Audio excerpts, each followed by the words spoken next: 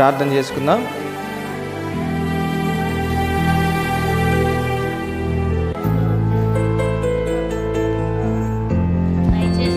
స్తోత్రములు ప్రభువా, నీకు స్తుతులు స్తోత్రములు తండ్రి.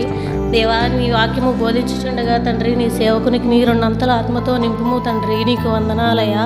దేవ, బోధించుచుండగా తండ్రి మాకును వినగల బుద్ధిని గ్రహించగల మనసును దయచేయమని అడుగుచున్నాను ప్రభువా. నీకు స్తోత్రములు తండ్రి. దేవా, ఇక్కడికి వచ్చిన బిడ్డలలో ఏ బిడ్డకు ఏ వాక్యం అవసరమో ప్రభువా, ఆ బిడ్డకు ఆ వాక్యాన్ని మీరే మీ సేవకుని ద్వారా మాట్లాడమని అడుగుచున్నాను ప్రభువా. నీకు స్తోత్రములయ్యా. ఈ అవకాశాన్ని ఇచ్చినందుకు నీకు స్తోత్రములు తండ్రి.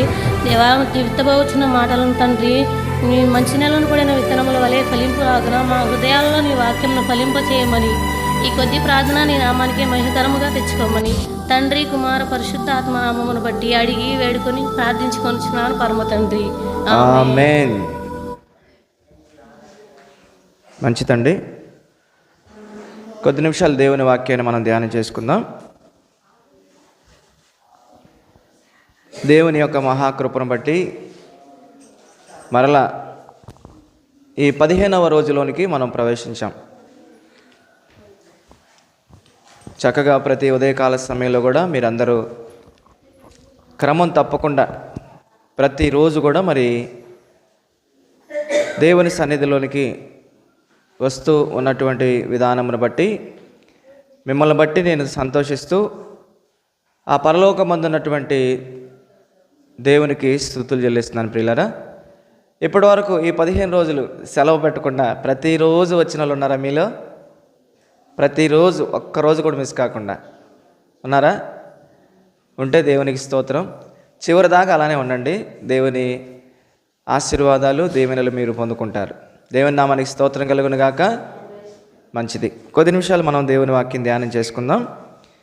ప్రియమైన దేవుని బిడ్డలారా, మరి యేసుక్రీస్తు ప్రభువారు 2000 సంవత్సరాల క్రితము పరలోకములో ఉన్న ఆయన శరీరధారిగా ఈ లోకంలోనికి ఆయన వచ్చాడు. వచ్చి 33.5 సంవత్సరాలు ఆయన ఈ లోకంలో జీవించాడు. జీవించి సర్వలోకములో ఉన్నటువంటి ప్రజలైన వారందరి కొరకు ఆయన సిలువలో తన రక్తాన్ని చిందించి తన ప్రాణాన్ని ధారపోసి తాను చనిపోయి సమాధి చేయబడి ఆయన భూమి మీద బ్రతికి ఉన్నప్పుడే చెప్పాడు, నేను చనిపోతాను, సమాధి చేయబడతాను, తిరిగి 3వ దినమున తిరిగి నేను మరలా లేస్తానని. తాను చెప్పిన విధముగానే ఆయన చనిపోయి సమాధి చేయబడిన తర్వాత కూడా మరలా పునరుద్ధానుడై లేచి తనను తాను అందరికీ ప్రత్యక్షపరుచుకున్నాడు. ఆయన 40 దినాలు ఈ భూలోకంలో ఆయన శరీరధారిగా మళ్ళా సజీవుడిగా జీవించి అనేకులకు తనను తాను అనేకమైనటువంటి ప్రత్యక్షతలు కనపరుచుకొని అందరూ చూచుతూ ఉండగానే ఆయన పరలోకానికి వెళ్ళిపోయాడు. అక్కడున్న దేవదూతలు చెప్పారు, గలిలయ మనుషులారా, మీరెందుకు ఆయన వైపు తేరి చూస్తున్నారు? ఆయన ఏ రీతిగా పరలోకానికి ఆరోహణమే వెళ్తున్నాడో తిరిగి అదే రీతిగా మరలా 2వ రాకడలో ఆయన వస్తాడు అని చెప్పాడు. అయితే ప్రియమైన దేవుని వల్లరా, యేసుక్రీస్తు ప్రభువారి యొక్క పుట్టుకను గురించి ఇంచుమించుగా ప్రపంచ దేశాలలో చాలా వరకు తెలుసు, కానీ ఆయన 2వ రాకడ గురించి మనం ప్రకటన చేయాలి. వాస్తవం చెప్పాలంటే మొదటి రాకడ గురించి చాలా వరకు తెలుసు, ఆయన పుట్టాడని. కానీ 2వ రాకడ అనేది ఉంది. ఆయన వచ్చాడు, చనిపోయాడు, సమాధి చేయబడ్డాడు, తిరిగి లేచాడు, పరలోకానికి వెళ్ళిపోయాడు. అది మొదటి రాకడ అయిపోయింది. అయితే మరి ఇప్పుడు మరలా మనం ఎందుకు ఈ కార్యక్రమాలు జరిగించుకుంటున్నాం అంటే ఆయన పుట్టిన దినాన్ని జ్ఞాపకం చేసుకుంటున్నాం. తెలియనటువంటి వారికి కొందరికైనా మరలా తెలియపరచడానికి యేసుక్రీస్తు పుట్టాడంట, లోకరక్షకుడు జన్మించాడంట అని తెలియపరచడం కోసం ఆయన పుట్టిన ఆ పర్వదినాన్ని జ్ఞాపకం చేసుకుని మనం ప్రతి సంవత్సరం డిసెంబర్ 25 రోజున ఈ కోడికలన్నీ పెట్టుకుంటాం మనం. అయితే ఆయన 2వ రాకడ అనేది ఉంది. ఆయన నమ్ముకొని ఆయన కొరకు సిద్ధపడినటువంటి వారందరినీ కూడా ఆయనతో పాటు పరలోకానికి తీసుకెళ్లేటటువంటి ఒక డేట్ అనేది ఉంది. దానికోసం మనం ఎదురు చూడాలి. అది కూడా ఈ రోజుల్లోనే నేను మాట్లాడతాను, నేర్చుకుందరు. కానీ అసలు ఎందుకు ఆయన ఈ లోకానికి వచ్చాడని కొన్ని కారణాలు మనం ప్రతి సంవత్సరం ధ్యానం చేసుకుంటాం. మనకు తెలిసిన విషయాలే. ఎందుకు వచ్చాడు అసలు ఈ లోకంలోనికి ఆయన రావడం వెనకాల ఉద్దేశం ఏంటి, ఆయన రాక వెనకాల ఉన్న కారణాలు ఏంటి అనేది మనం ఆలోచిస్తున్నాం ప్రియులారా. ఈరోజు కూడా ఒక చిన్న కారణాన్ని మనం ధ్యానం చేసుకుందాం. చూడండి, ఒకసారి మీ చేతిలో ఉన్న పరిశుద్ధ గ్రంథాలన్నీ కూడా తెరచి అపోస్తుడైనటువంటి లూకా గారు రచించినటువంటి లూకా సువార్త 2వ అధ్యాయము, 4వ అధ్యాయము, అందరు తీయాలి. 4వ అధ్యాయము 14వ వచనం నుంచి చదువుదాం కొన్ని వచనాలు. లూకా గారు రచించినటువంటి లూకా సువార్త 4వ అధ్యాయము 14వ వచనం నుంచి నేను కొన్ని వచనాలు నేను చదువుతాను. చూడండి. అప్పుడు యేసు ఆత్మ బలముతో గలిలయకు తిరిగి వెళ్ళెను. ఆయనను గూర్చిన సమాచారము ఆ దేశమందంతటా వ్యాపించెను. ఆయన అందరి చేత ఘనత నుండి వారి సమాజ మందిరములలో బోధించుచూ వచ్చెను. 16వ వచనం. తరువాత ఆయన తాను పెరిగిన నజరేతునకు వచ్చెను. తన వాడుక చొప్పున, చూడండి, యేసుక్రీస్తు ప్రభువారు తరువాత ఆయన తాను పెరిగిన నజరేతునకు వచ్చాడంట. యేసుక్రీస్తు ప్రభువారు తాను పెరిగినటువంటి నజరేతునకు వచ్చెను. తన వాడుక చొప్పున అన్నాడు. వాడుక అంటే అలవాటు లేదా క్రమము అంటారు. ఆయన యేసుక్రీస్తు ప్రభువారు తన క్రమము చొప్పున లేదా తన అలవాటు చొప్పున లేదా తన వాడుక చొప్పున ఏం చేశాడంట, ఆయన ఎక్కడికి వెళ్ళాడంట, ఆయన తన వాడుక చొప్పున విశ్రాంతి దినమందు ఆనాడున్నటువంటి ఇశ్రాయేలీలైనటువంటి దేవుని ప్రజలకు ఆరాధన దినము, విశ్రాంతి దినము ఎప్పుడయ్యా అంటే వారికి శనివారం అన్నమాట. ఈరోజు క్రీస్తుని నమ్మిన క్రైస్తవులమైన మనకి ఆదివారం ఎలాగా మనకు ఆరాధన దినమో, ఆనాడున్నటువంటి దేవుని ప్రజలైనటువంటి ఇశ్రాయేలీలు అనబడినటువంటి వారికి విశ్రాంతి దినము, ఆరాధన దినము వాళ్ళకి శనివారం అన్నమాట. అయితే యేసుక్రీస్తు ప్రభువారు నజరేతునకు వచ్చి తన వాడుక చొప్పున, అంటే తన క్రమము చొప్పున, తన వాడుక చొప్పున, తన అలవాటు చొప్పున ఎక్కడికి వెళ్ళాడంట, విశ్రాంతి దినం అనగా ఆరాధన దినము. ఆ ఆరాధన దినము రోజున ఆయన ఎక్కడికి వెళ్ళాడంటే సమాజ మందిరములోనికి వెళ్ళాడు. సమాజ మందిరం అంటే ఆనాడున్నటువంటి ఇశ్రాయేలీలందరూ మనం ఎలాగైతే ఇదిగో హస్తకృతాలయమైనటువంటి ఆలయంలోనికి సంఘముగా కూడుకొని దేవుని ఆరాధించడానికి ఎలాగైతే మనం సమాజముగా కూడుకున్నామో, ఆ రోజున్నటువంటి ఇశ్రాయేలీల సమాజం కూడా దేవుణ్ణి ఆరాధించుకోవడానికి సమాజముగా మందిరాల్లో కూడుకునే వాళ్ళు సమాజ మందిరము అంటారనమాట.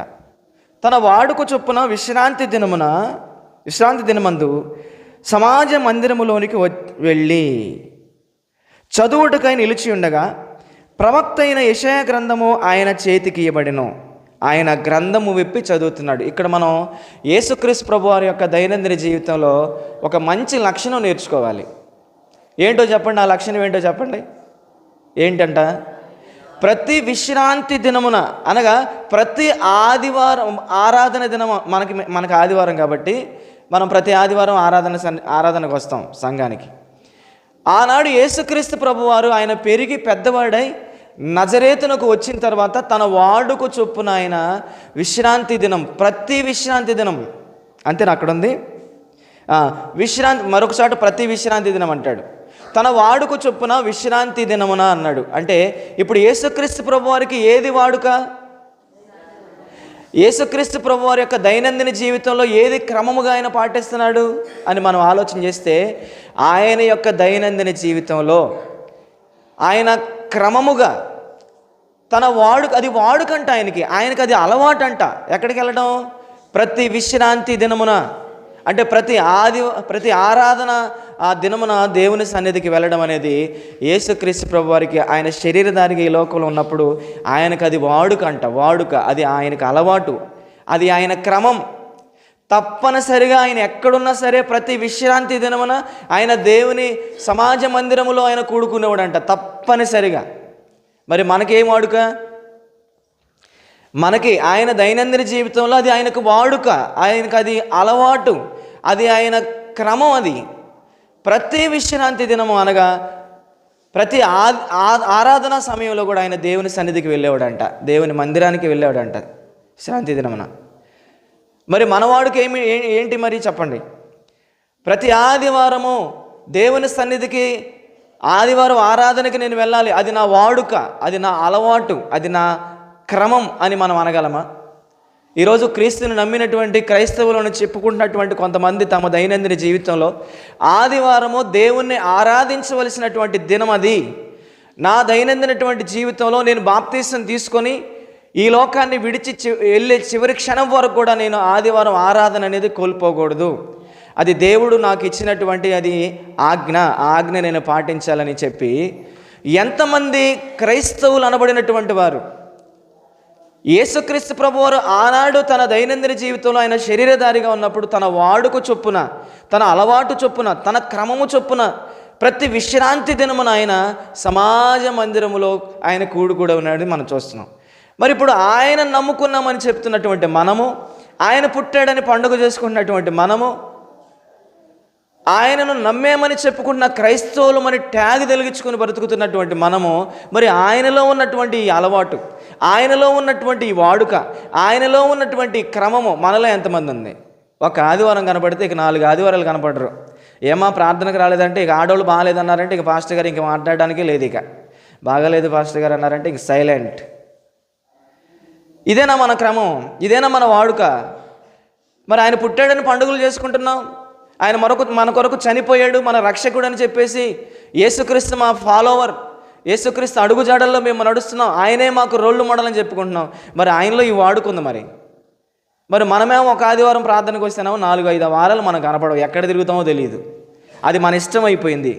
కానీ ప్రియులారా, తన దైనందిన జీవితంలో దేవుని మందిరానికి విశ్రాంతి దినమున వెళ్ళడం అనేది ఆయన అది వాడుక, అది ఆయన క్రమం. ఆయన ఎక్కడ కూడా తన వాడుక విషయంలో కానీ తన క్రమాన్ని తప్పినటువంటి వాడు కాదు యేసుక్రీస్తు ప్రభువారు. ఆయన ఒకవేళ క్రమాన్ని తప్పినట్లయితే మనం ఆయన్ని అనుసరించాల్సిన అవసరమే లేదు, వాస్తవం చెప్పాలంటే. తర్వాత చదువుకుందాం. తర్వాత ఆయన తాను పెరిగిన నజరేతునకు వచ్చెను, తన వాడుక చొప్పున లేదా క్రమము చొప్పున విశ్రాంతి దినమందు సమాజ మందిరములోనికి వెళ్ళి చదువుటకై నిలుచుండగా ప్రవక్త అయిన యెషయా గ్రంథం ఆయన చేతికి ఇయ్యబడెను. ఆయన గ్రంథము విప్పగా ప్రభువు ఆత్మ నా మీద ఉన్నది, బీదలకు సువార్త ప్రకటించుటకై ఆయన నన్ను అభిషేకించెను, చెరలోనున్న వారికి విడుదలను, గుడ్డి వారికి చూపును కలుగునని ప్రకటించుటకును, నలిగిన వారిని విడిపించుటకును, ప్రభువు హితవస్త్రము ప్రకటించుటకును ఆయన నన్ను పంపి ఉన్నాడు అని రాయబడిన చోటు ఆయనకు దొరికిందంట. ఎక్కడ రాయబడింది?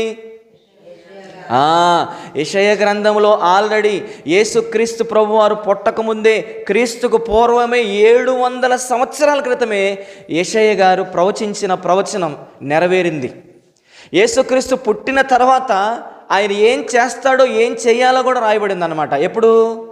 ఆయన పుట్టక ముందు, క్రీస్తుకు పూర్వం 700 సంవత్సరాల క్రితము ప్రవక్త అయినటువంటి యెషయా గారు ప్రవచించాడు ఈ ప్రవచనం. ఏమని ప్రవచించాడంట? ఇక్కడ ఈ 17వ వచనంలో, ప్రవక్త అయిన యెషయా గ్రంథము ఆయన చేతికి ఇయ్యబడెను, ఆయన గ్రంథము విప్పగా ప్రభు ఆత్మ నా మీద ఉన్నది, బీదలకు సువార్త ప్రకటించుటకై ఆయన నన్ను అభిషేకించెను, చెరలో ఉన్న వారికి విడుదలను, గ్రుడ్డి వారికి చూపును కలుగునని ప్రకటించుటకును, నలిగిన వారిని విడిపించుటకును, ప్రభు హితవత్సరము ప్రకటించుటకును ఆయన నన్ను పంపి ఉన్నాడని రాయబడి ఉన్న చోటుకి ఆయన వచ్చేసాడంట. చూడండి, పరలోకమందున్నటువంటి దేవుడు తన ప్రవక్త అయినటువంటి యెషయా ద్వారా యేసుక్రీస్తు పుట్టకముందే 700 సంవత్సరాల క్రితము ఆయన పుట్టిన తర్వాత ఆయన ఏం పని చేయాలో, ఆయన ఎందుకు ఈ లోకానికి వెళ్ళాడు అనే విషయాన్ని ముందుగానే చెప్పాడనమాట. మరి యెషయా గ్రంథంలో ఎక్కడ రాయబడిందో ఒకసారి చూడండి. యెషయా గ్రంథంలో యేసు ప్రభు గురించి రాయబడిన మాట 61వ అధ్యాయము 1వ వచనం చూడండి ప్రియులారా.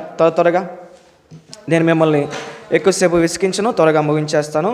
చూడండి, యెషయా గ్రంథం 61వ అధ్యాయం 1వ వచనం, పేజీ నంబరు 621, పాత నిబంధన గ్రంథం 621. మీరందరూ చూడండి. 61వ అధ్యాయము 1వ వచనం, ప్రభువు యెహోవా ఆత్మ నా మీదికి వచ్చి ఉన్నది, దీనులకు వర్తమానము ప్రకటించుటకు యెహోవా నన్ను అభిషేకించెను. నలిగిన హృదయము గలవారిని దృఢపరచుటకును, చెరలోనున్న వారికి విడుదలను, బంధింపబడిన వారికి విముక్తిని ప్రకటించుటకును, యెహోవా హితవచనమును మన దేవుని ప్రతిదన్న దినము ప్రకటించుటకును, దుఃఖాక్రాంతులందరినీ ఓదార్చుటకును, సియోనులో దుఃఖించు వారి ఉల్లాస వస్త్రములు ధరింపచేయుటకును. చాలమ్మా. అంటే ఇక్కడ యెషయా గారు యెషయా గ్రంథం 61 మొదటి వచనంలో నుంచి కొన్ని వచనాలు, ఇది యేసుక్రీస్తు ప్రభు వారు పుట్టిన తర్వాత ఆయన దైనందిన జీవితంలో ఆయన ఏం చేస్తాడో ఏం చేయాలనే విషయాలు ముందుగానే ఇక్కడ ప్రవచించాడు. యెషయా గారు ప్రవచించినటువంటి ప్రవచన సారముగా ప్రియులారా, ఆయన పుట్టాడు, పుట్టిన తర్వాత పెరిగాడు, పెరిగి పెద్దవాడైన తర్వాత ఆయన బీదలకు సువార్త ప్రకటించాడు. దేవుని యొక్క ప్రతిదండన దినమును గురించి కూడా ఆయన ఏం చేశాడంట, ప్రకటించాడని కూడా మనం చూస్తున్నాం. కాబట్టి నా ప్రియమైన దేవుని పిల్లలారా, యేసుక్రీస్తు ప్రభువారు ఈ లోకములోనికి ఆయన రావడం వెనకాల ఉన్న ఉద్దేశం ఏంటంటే, ఒకసారి 4వ అధ్యాయం, లోకస్వార్త 4వ అధ్యాయం ఈ సందర్భంలో 43వ వచనం చదువుదాం. 43వ వచనం చదవండి. 4:43 త్వరగా చూడండి. 4:43లో రాయబడిన మాట, ఆయనగా అనగా యేసుక్రీస్తు, ఆయన నేను ఇతర పట్టణములలోనూ దేవుని రాజ్య సువార్తను ప్రకటింపవలెను. ఇదిగో ఈ మాట ఎలా ఉందో చూడండి. యేసుక్రీస్తు ప్రభువారు 2000 సంవత్సరాల క్రితము మహిమలోకాన్ని వీడి ఈ మట్టి లోకానికి వచ్చాడు. ఆయన ఎందుకు వచ్చాడు అని మనం ఆలోచన చేస్తే దానికి కారణం చెబుతున్నాడు ఇక్కడ. మళ్ళీ చదవమ్మా 43వ వచనం. ఆయన తన శిష్యులతో చెప్తున్నాడు, ఆయన ఇదిగో నేను ఇతర పట్టణములలోనూ దేవుని రాజ్య సువార్తను ప్రకటింపవలెను. ఇతర పట్టణములలో లేదా ఇతర గ్రామములలో, ఇతర పల్లెలలో నేను సువార్తను ప్రకటింపవలెను. ఇందు నిమిత్తమే నేను పరలోకములో నుండి తండ్రి పంపగా ఈ లోకానికి వచ్చాను. అర్థమైందా? యేసుక్రీస్తు ప్రభువారి యొక్క జన్మ వెనకాల ఉన్న కారణం, యేసు ప్రభువారి యొక్క జన్మ వెనకాల ఉన్న ఉద్దేశం, యేసు ప్రభువారి యొక్క జన్మ వెనకాల ఉన్న దేవుని యొక్క సంకల్పం ఏంటని మనం ఆలోచన చేస్తే, రండి ఇతర సమీప గ్రామములకు వెళ్ళి సువార్తను ప్రకటించుదాము. అందుకే కదా పరలోకములో నుండి భూమి మీదకి నేను శరీరధారిగా పంపబడ్డాను అంటున్నాడు. అంటే యేసుక్రీస్తు ప్రభువారు పరలోకములో నుండి తండ్రి చేత ఈ భూమి మీదకు పంపబడింది ఎందుకయ్యా? ఆయన ఎందుకు ఈ లోకంలోనికి శరీరధారిగా వచ్చాడు, ఎందుకు పుట్టాడు కన్యమరి తల్లి గర్భములో గుండా అంటే బేదలకు సువార్త ప్రకటించడానికి, పరలోకపు రాజ్య సువార్తను ప్రకటించడానికి, దేవుని యొక్క హితవచనము, దేవుని యొక్క దినపు రాకడ, ఆయన ఉగ్రతను గురించి ఆయన తెలియపరచడానికి అనేకులకు ఈ లోకానికి వచ్చాడంట. అంటే స్వార్థను ప్రకటించడానికి వచ్చాడు ఈ లోకానికి. మరి వచ్చినటువంటి యేసుక్రీస్తు ప్రభువారు తన దైనందిన జీవితంలో ఆయన ప్రకటించడం లేదా అని మనం ఆలోచన చేస్తే మార్కు సువార్తలో మనం చదువుతాం. ఆయన సువార్త ప్రారంభం చదువుతాం ప్రియులారా. మార్కు సువార్త చూడండి, త్వరగా చూడండి. మార్కు గారు రాసిన సువార్త 1వ అధ్యాయము, త్వరగా చూడండి. ఎక్కడుందన్నమాట? 14 చదవండి.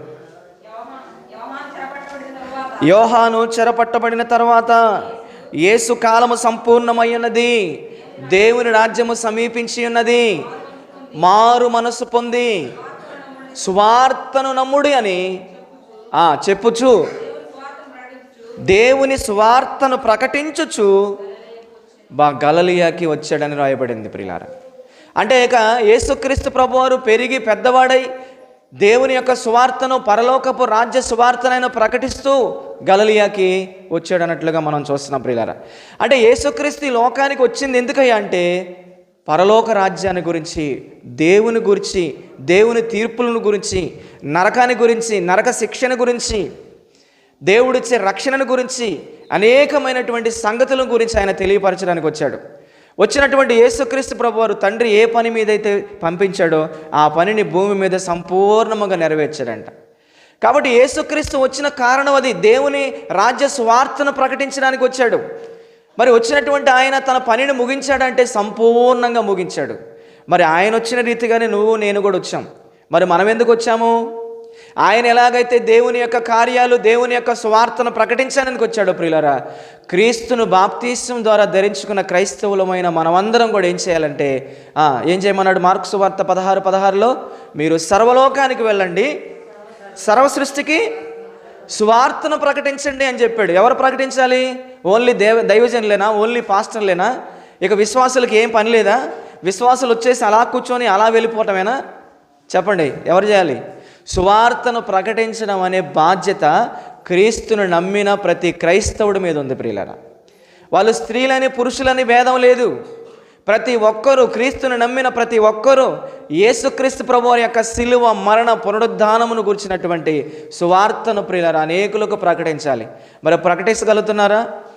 మీరున్నటువంటి స్థలములోనే,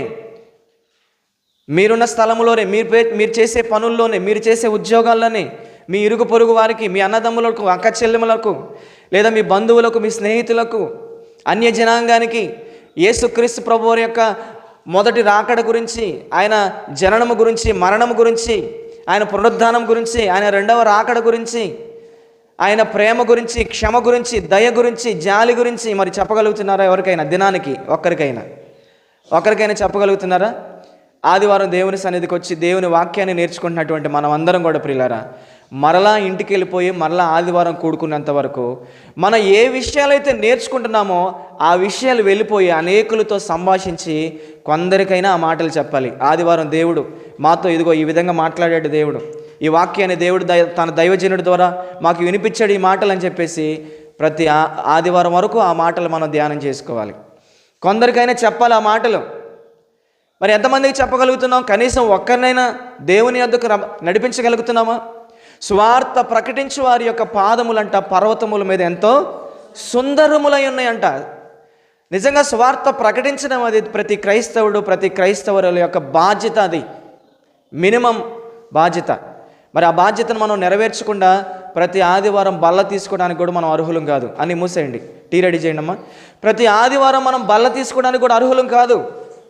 ప్రతి ఆదివారం ఎవరైతే యేసుక్రీస్తు ప్రభువారి శరీరాన్ని, యేసుక్రీస్తు ప్రభువారి రక్తాన్ని తీసుకుంటున్న ప్రతి ఒక్కళ్ళు మరలా ఆదివారం వరకు కూడా ఏం చేయాలో తెలుసా? ఆదివారం వరకే కాదు, తమ మరణం వరకు కూడా క్రీస్తు శిలువ సువార్తను ప్రకటించాలంట.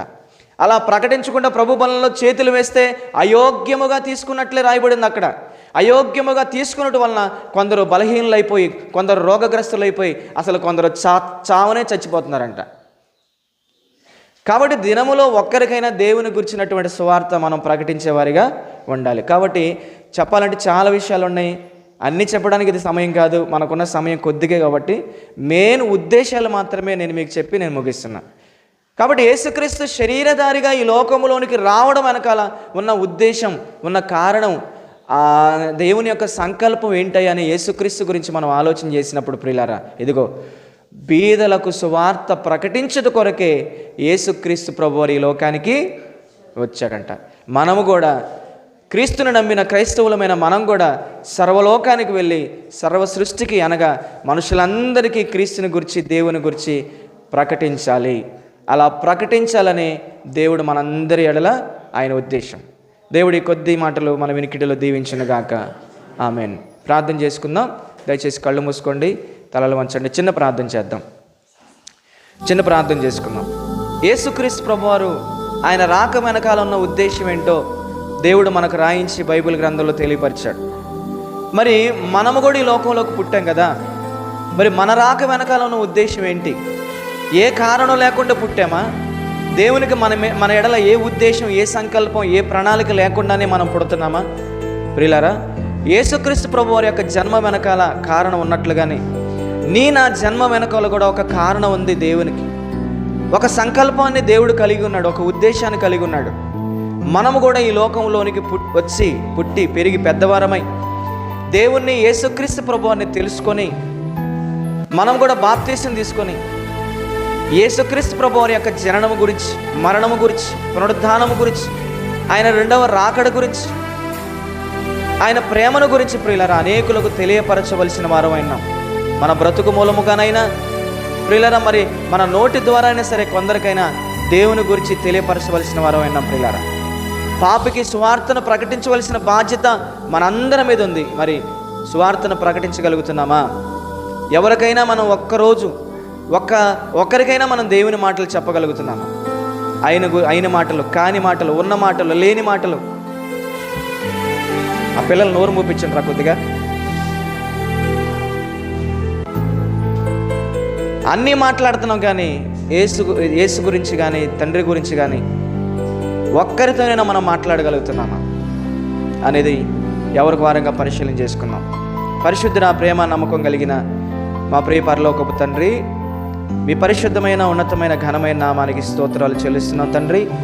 మీ ప్రియమైన పిల్లలు, మా ఆత్మీయ బిడ్డలు, మా సంఘ బిడ్డలు ప్రభా తండ్రి, ఈ క్రిస్మస్ పండుగను పురస్కరించుకొని అయ్యా ప్రతి ఉదయకాల సమయంలో కూడా తప్పకుండా అయ్యా బలహీనులుగా ఉన్నప్పటికీ, శరీరాలు సహకరించకపోయినప్పటికీ, నిద్ర భారంతో ఉన్నప్పటికీ కూడా సంఘముతో కలిసి నేను ప్రార్థన చేసుకోవాలి, దేవునికి పాటలు పాడుకోవాలి, దేవుని గురించిన అనేక సంగతులు నేను తెలుసుకోవాలి, దేవుణ్ణి ఆరాధించుకోవాలని మీ బిడ్డలు ఒక్కరోజు కూడా సెలవు పెట్టకుండా మరి 15 రోజులు కూడా ప్రభువా నీ సన్నిధిలో ప్రతి దినము పాల్గొంటున్న మీ ప్రియమైన పిల్లలందరినీ మీరు జ్ఞాపకం చేసుకోండి. కేవలం నీ సన్నిధిలోకి ఏదో అందరూ పోతున్నారు కదా నేను కూడా పోవాలి, అందరూ సంతోషంగా ఉన్నారు కదా నేను కూడా సంతోషంగా ఉండాలనేది కాదు కానీ ప్రభువా నీ మాటలు విని బలపరచబడి నీ కొరకు ఒక బలమైన సాధనాలుగా నీ బిడ్డల ప్రభువా నీ మాటలు నేర్చుకొని సర్వలోకానికి వెళ్ళి సర్వ సృష్టికి నీ సిలువ సువార్తను ప్రకటించే బిడ్డలుగా సిద్ధపడేవారుగా మీ బిడ్డలందరినీ మీరు బలపరచమని ప్రార్థన చేస్తున్నాను. నాయన ఈరోజు మా సంఘాన్ని ప్రేమించి, మా సహవాసాన్ని ప్రేమించి, వారి చేతుల కష్టార్జితాన్ని వెచ్చించి ప్రభా ఈ ఉదయకాల సమయంలో మరి టీ స్నాక్స్ తీసుకొచ్చినటువంటి కుటుంబం రేటేరు కృష్ణ గారు అయ్యా తన భార్యను బట్టి నేను ఎంతగానో స్తుతిస్తున్నాం ప్రభా. వారి కుటుంబాన్ని కూడా మీరు దీవించండి, ఆశీర్వదించండి. ఎంతైతే నీ నామం పేరిట ఖర్చు పెట్టారు అంత రెట్టింపు ఆశీర్వాదాలు, దీవెనలు వారి కుటుంబంలో మీరు అనుగ్రహించండి. తన బిడ్డనైనా మరి చిన్న కుమార్తె మరి డెలివరీకి వచ్చి ఉండగా డాక్టర్లు ఆపరేషన్ చేయాలని చెప్తూ ఉండగా ఆపరేషన్ విషయంలో సహాయం చేయండి. సుఖమైనటువంటి ప్రసవాన్ని కూడా ఆ బిడ్డకు మీరు దయచేయండి. ఆమెకు ఇచ్చినటువంటి భర్త బిడ్డలను బట్టి, పెద్ద కుమార్తె కుటుంబాన్ని బట్టి కూడా మీకు స్తోత్రాలు చెల్లిస్తున్నాం. అదేవిధంగానైనా ఈరోజు ఈ కొడుకులో పాల్గొన్న ప్రతి ఒక్కరిని ప్రభువా నీ చేతులకు అప్పగిస్తూ యేసు నామమున ఈ ప్రార్థన మీకు సమర్పించి అడిగి వేడుకొని ప్రార్థించుకొనిచున్నాము తండ్రి, ఆమేన్. ఇలారా ఈరోజు